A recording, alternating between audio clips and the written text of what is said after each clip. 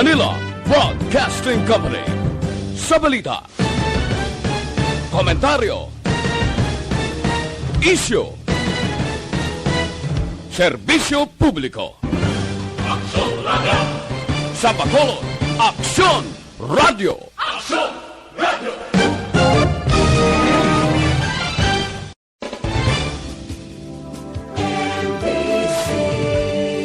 Manila Broadcasting Company. Sa balita, komentaryo, isyu, serbisyo publiko. Aksyon Radio! Sa Bacolod, Aksyon Radio! Aksyon Radio!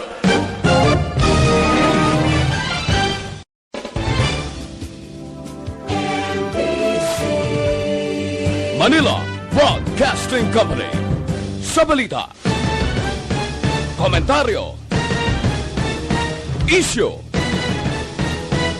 serbisyo publiko. Aksyon Radio!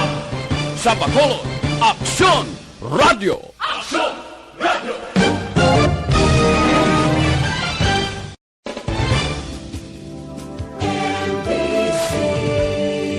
Manila Broadcasting Company.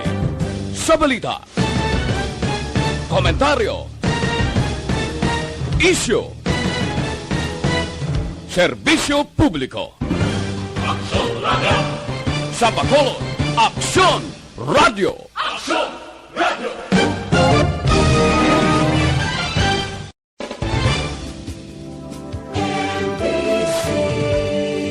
Manila Broadcasting Company. Sa balita, komentaryo, isyu, serbisyo publiko. Aksyon Radio! Sa Bacolod, Aksyon Radio! Aksyon Radio!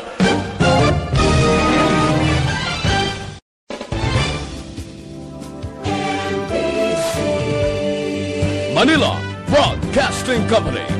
Sa balita, komentaryo. Aksyon Radio Philippine Standard Time, las 6:36. This time check is brought to you.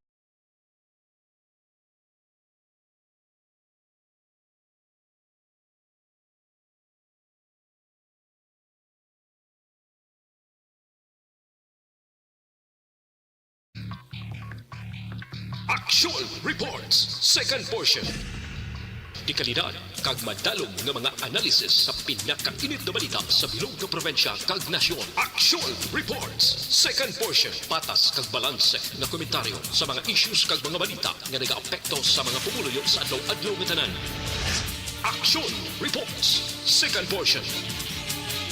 Upod sa veterano kag respetado nga komentarista, Aksyon Fred Salanga. Karon nga adlaw Martes pitsa 27 na bulan sang Abril tuig 2021.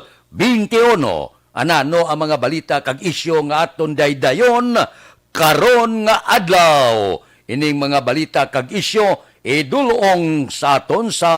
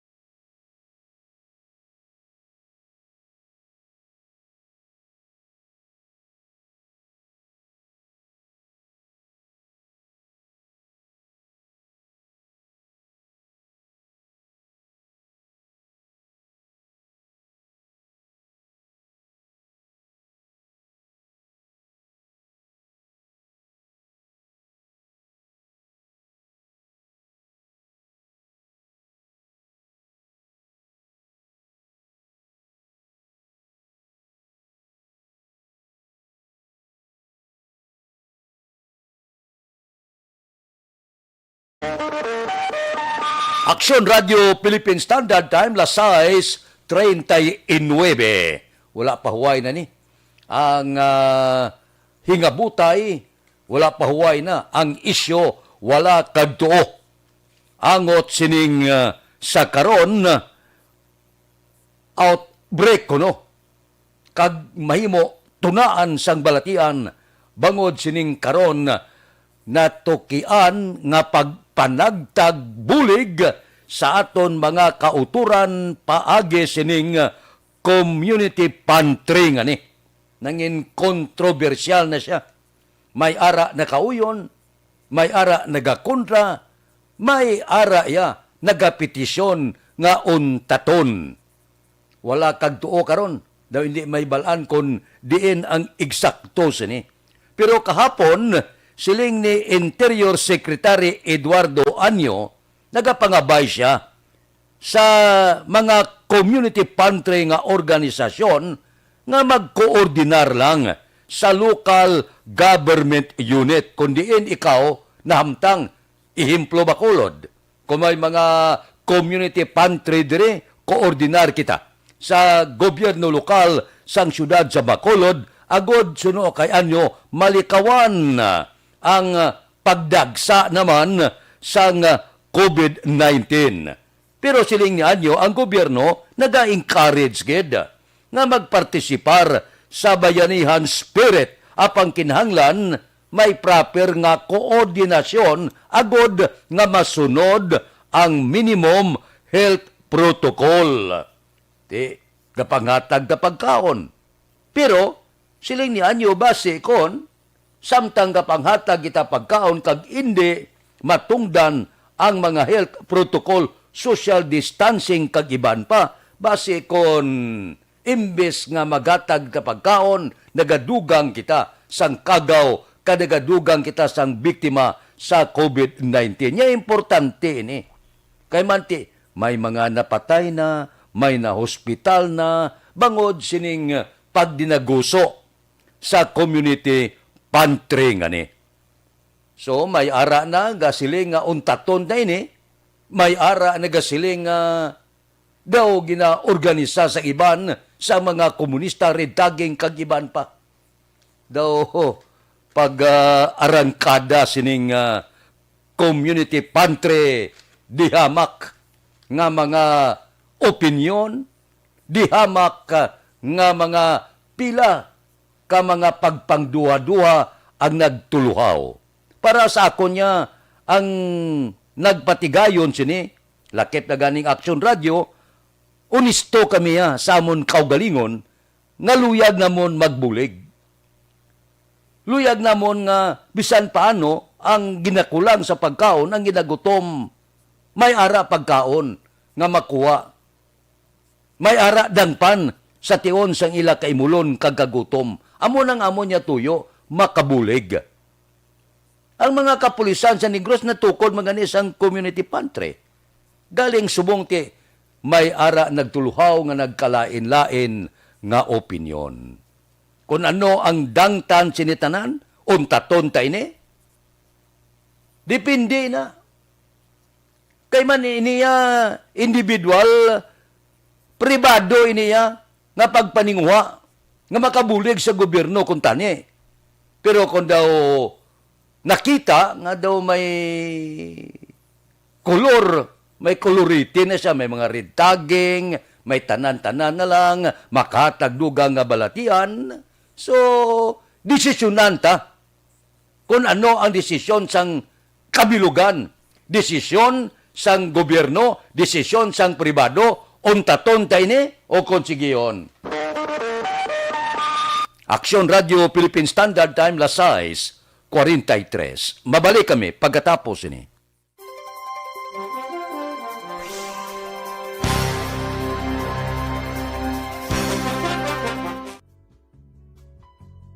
Hindi pa rin natatapos ang laban natin sa COVID-19.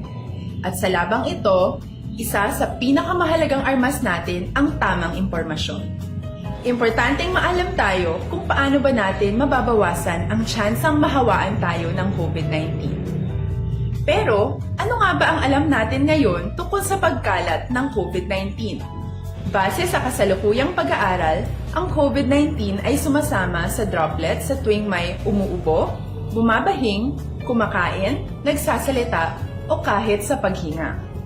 Kadalasan, hindi natin namamalayan ang pagtalsik ng mga droplets na ito dahil hindi sila nakikita. Ano naman ang magagawa natin para maibaba ang exposure natin o tsansang magka-COVID? Kailangan nating maibaba ang exposure mula sa virus tuwing nakikipagsalamuha tayo sa iba. Isa sa pinakamainam na tool ang face mask upang mabawasan ang ating exposure at ang pagkalat ng COVID-19. Kaya naman, face mask ang bida topic natin for today. Binabawasan ng mask ang tsansang makahawa at makapanghawa tayo sa ibang tao. Ayon sa current studies, kaya nitong bawasan ang ating risk of infection ng 67%. Ngayon, napakadami ng face mask na available para sa atin. Ika nga options, options, options. So, how do you get to decide which one to use? I-ready ang inyong mga phone at i-screenshot ang mga comparison na ito ng iba't ibang mask.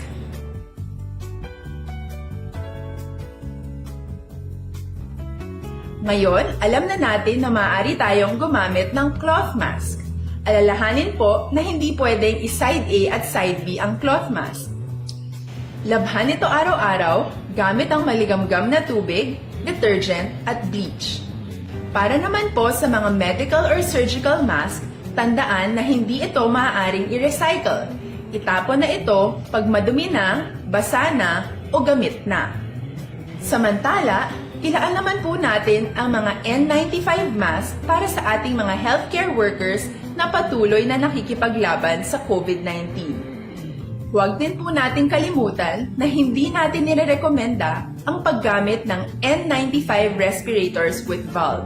Habang kaya nitong protektahan ka sa virus, hindi naman ito mapoprotektahan ang mga tao sa paligid mo, lalo na kung may sakit ka. Of course, face masks are not enough to protect us. It should still be coupled with other preventive measures.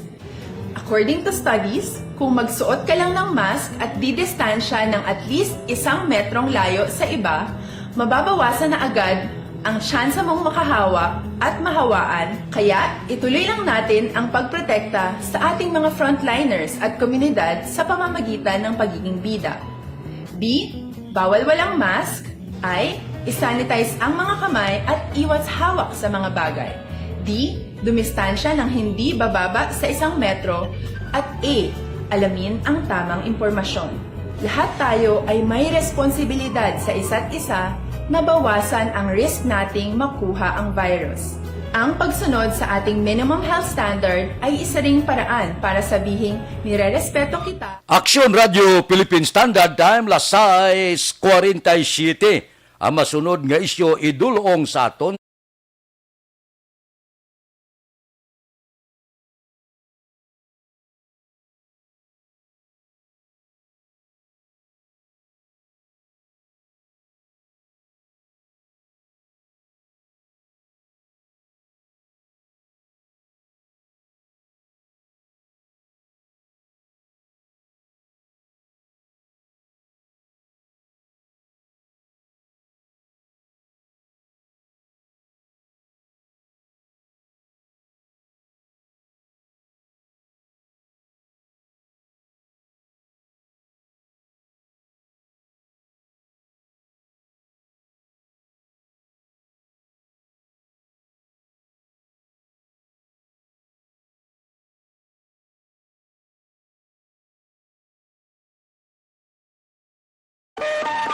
Aksyon Radio Philippine Standard Time, las 6:48. Daw na problema gid ini si Parlade. May gag order na bato kay Lieutenant General Antonio Parlade. Pero para sa mga senador, nya hindi lang kita astada. Dapat kakason ini siya bilang spokesman sa National Task Force to End Local Communist Armed Conflict. Nga siling sa mga senador, padayon siya nga nagalapas sa konstitusyon. Daw ga pinagusto lang siya. Amak mo hambalon mo mga senador nga estupido. Siling sa mga senador, gina-welcome nila ang palayag sang National Security Advisor nga si Hermogenes Esperon nga naghatag direktiba kay Parlade kag Communication Undersecretary Loren Badoy nga maghipos sa isyo. Tapuso ng isyo, hindi nahagad pa komentar kay damo hambal, damo sala.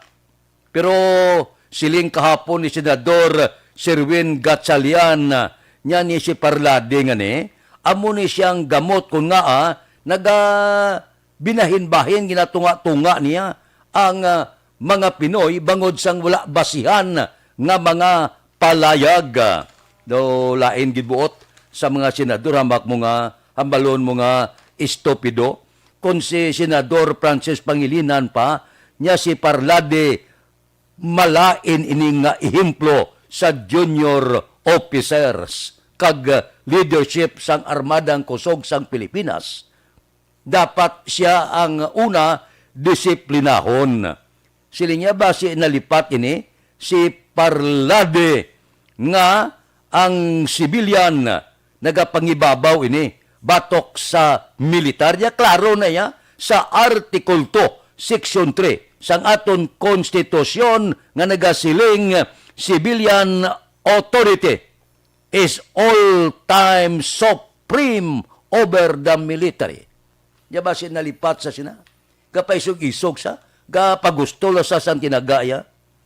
Tibangod sini, gadusogid sila, nga kinahanglan, hindi lang kay gag order, kakasungid sa pwesto, ini si Lieutenant General Antonio Parlade.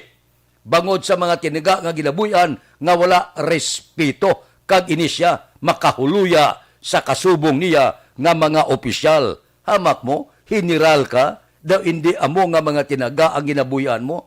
May ginasaligan siguro si Parlade nga porte mo. First time ko yung kabati nga isa ka general, tawgon niya mga senador estupido, porte Porte man ang kaisog ni Parlade. Tingin na dusogid, niya gag order okay, pero dapat kakasongid si Parlade kag may pagkabastos, kag porte, wala respeto sa pariho niya nga mga opisyal sa gobyerno. Aksyon Radio Philippine Standard Time, las 6:51. Mabalik kami pagkatapos ini.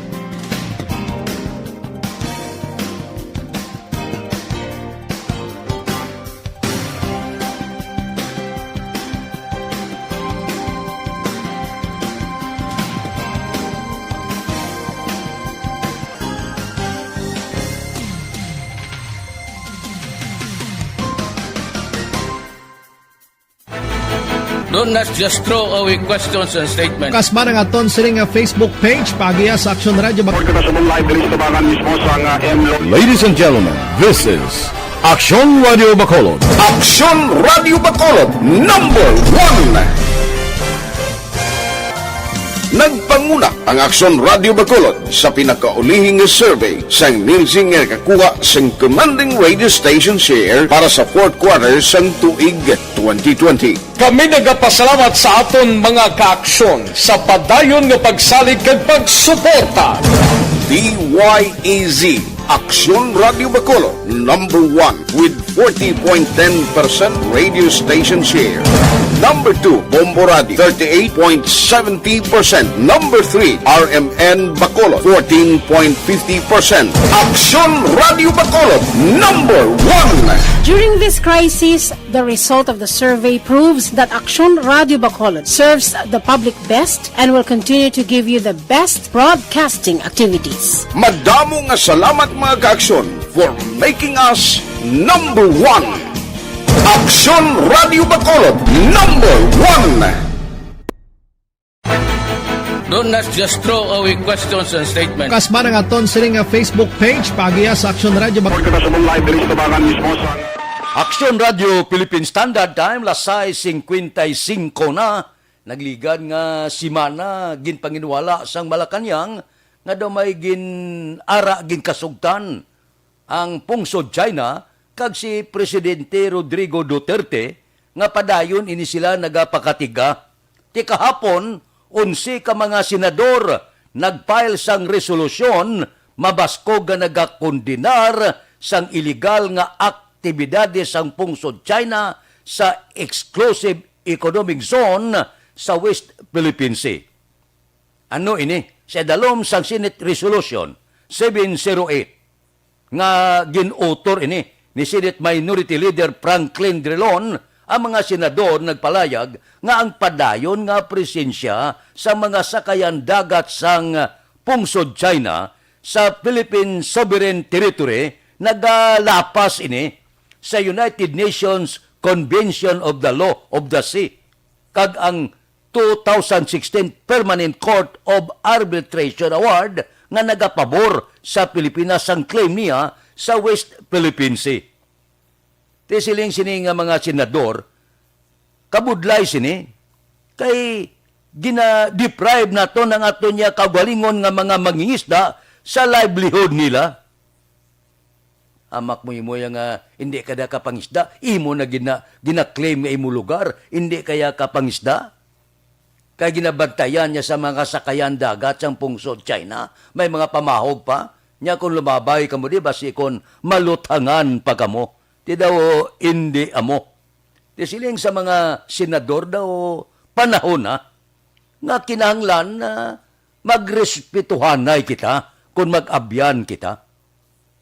Kung mahimo kakason yun na ang inyong mga sakayan dagat, untaton yun ning pamahog, pating iban nga nga kapungsuran do hindi pagyonda sa West Philippine Sea, kaya daw may gabo nga matabo kung umagi.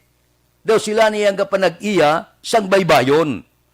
Ang punto naton kuntani nga hindi ka na abusaran bala ang aton gahom, di kay pursado siya nga pungsod mo.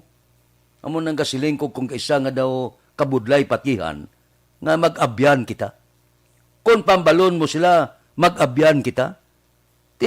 Kung ang mag-abyan niya, ga-intsindihan ay, ang mag-abyan niya, wala ga pang disbintaha sa abyan niya, tiniyaw, ato na daw agawon pa.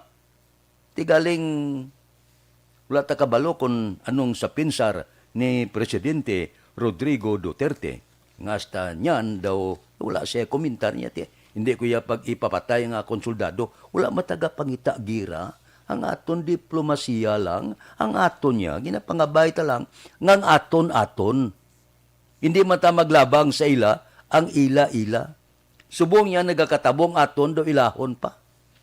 Amo nang masami ko ginasiling sa karayabla, ang ana lang, ang ana pa. Action Radio Philippine Standard Time, lasay 59. Mabalik kami pagkatapos ini.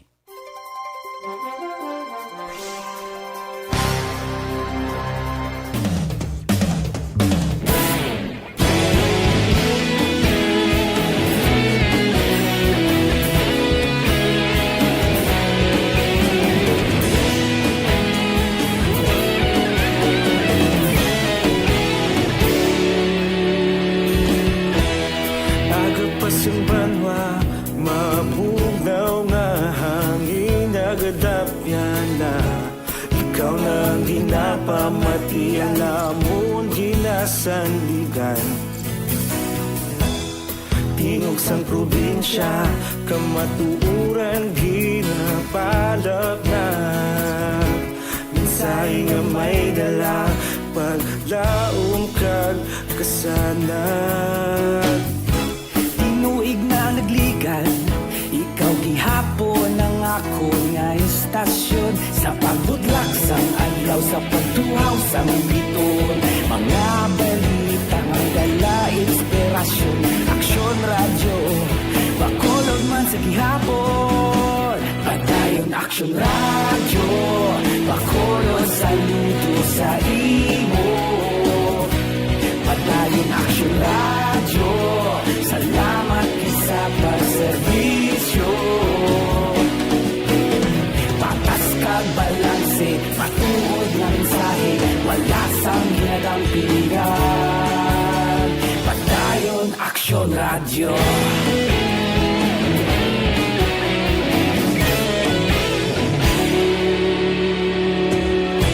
Bacolod nun kag Negrosanon, inyong pamatian. Stasyon nga nagapalaplag sang kamatuuran. Mabakod nga prinsipyo, reporter handa sa serbisyo. Kahapon, karon kag sa gihapon, kita magapadayon.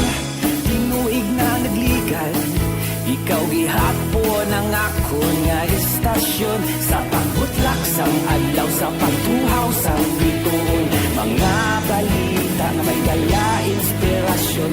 Aksyon radyo, Bacolod man sa gihapon. Padayon Aksyon radyo, Bacolod saludo sa imo. Padayon Aksyon radyo, salamat sa pagserbisyo.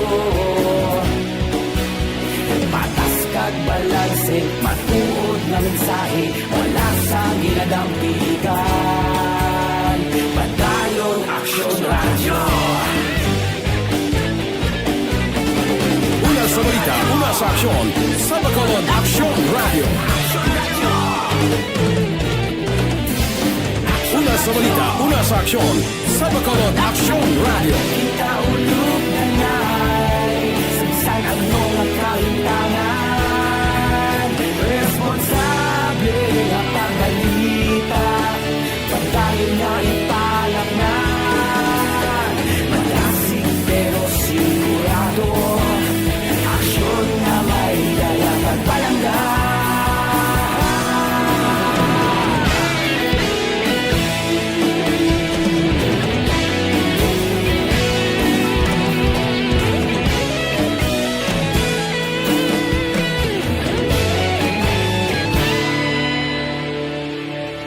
Padayon Aksyon radyo, Bacolod saludo sa imo. Padayon Aksyon radyo. Mga balita kag isyu nga gidulong sa inyo, gindulong man sa aton sang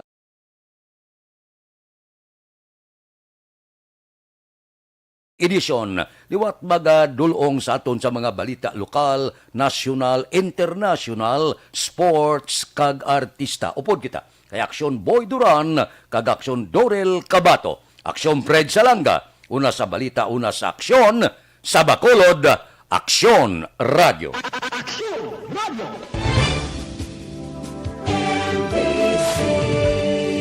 Manila Broadcasting Company. Sa balita, komentaryo, isyu,